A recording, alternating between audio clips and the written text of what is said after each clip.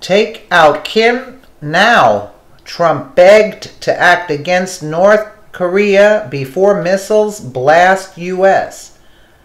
The U.S. should do, quote, almost whatever it takes to halt Kim Jong-un from acquiring deadly nuclear weapons, a former presidential hopeful and top Republican senator has blasted. As war talk between Washington and North Korea ramps up, the Pyongyang warning it would sink U.S. aircraft carriers in the Japanese Sea. Marco Rubio has issued a stark warning to the U.S. government.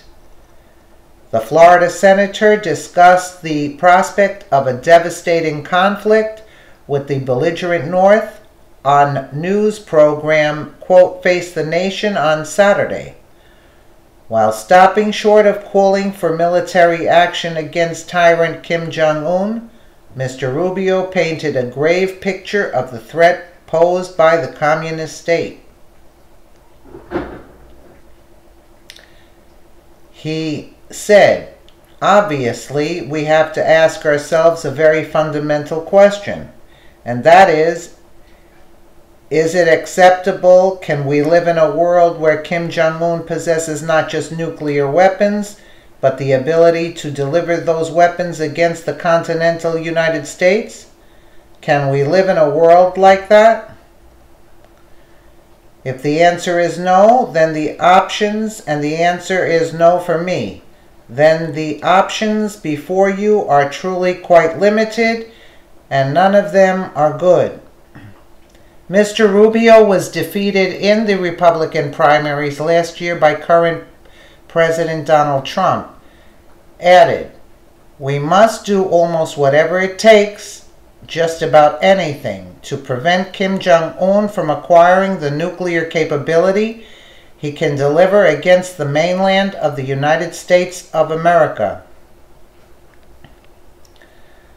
Calls from a high-ranking politician to carry out military action against North Korea have been increasing as the perceived threat from the hermit state grows.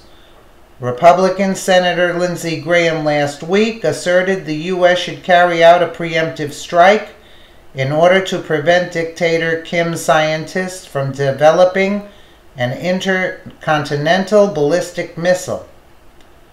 Referring to East Asia, Mr. Graham said, quote, it would be terrible, but the war would be over there, wouldn't be here. It would be bad for the Korean Peninsula. It would be bad for China. It would be bad for Japan, be bad for South Korea. It would be the end of North Korea. But what it would not do is hit America, and the only way it could ever come to America is with a missile. Pyongyang last week vowed to, quote, wipe the U.S. off the face of the earth. Amid lurid claims, Donald Trump is moving chemical weapons to the North Korea's border in an attempt to, quote, dominate the world. Let's take a listen to this clip over here.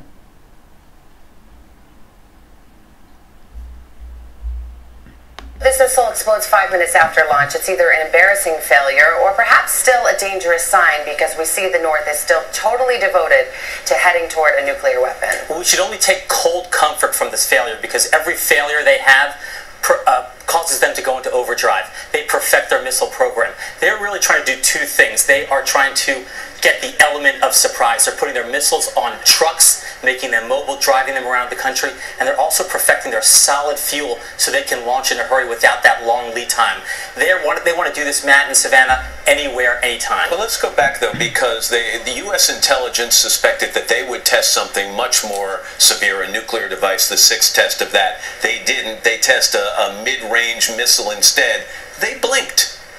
Well, maybe they did. They could have tested a nuclear weapon, which they've done 5 times before, going all the way back to 2006. They could have also flight tested their intercontinental ballistic missile. That would obviously have the potential to range the United States. Much more provocative. Much more provocative, but this missile capability that they have could hit Japan, could hit South Korea, and that's really the thing we worry about, them attacking our allies, are attacking South Korea, where we have 30,000 troops on the peninsula.